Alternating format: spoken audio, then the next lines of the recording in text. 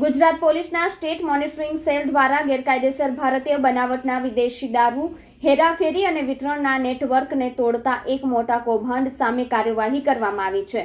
Police મહાનિર્દેશક શ્રી વિકાસ સહાય આઈપીએસની સૂચનાઓ અનુસાર ચલાવવામાં આવેલી આ કાર્યવાહીમાં 1.82 કરોડ રૂપિયા જેટલો મૂલ્યનો માલ જપ્ત કરવામાં આવ્યો છે.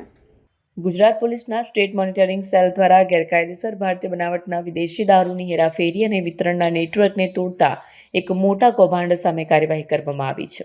કાર્યવાહી દરમિયાન 11,731 બોટલ ગેરકાયદેસર IMFL જપ્ત કરવામાં આવી છે, જેની બજાર કિંમત લગભગ 1.54 કરોડ રૂપિયા છે અને મુદ્દામાલ સહિત કુલ રૂપિયા 1.82 કરોડનો માલ સામાન જપ્ત કર્યો છે અને 2 ઇસમો સામે કાર્યવાહી દરમિયાન ધરપકડ કરવામાં આવી છે, જ્યારે 4 અન્ય શંકાસ્પદ, જેમાં મુખ્ય બુટલેગર અનુપસિંહ રાઠોડ પણ સામેલ છે, તેમને વોન્ટેડ જાહેર કરવામાં આવ્યા છે.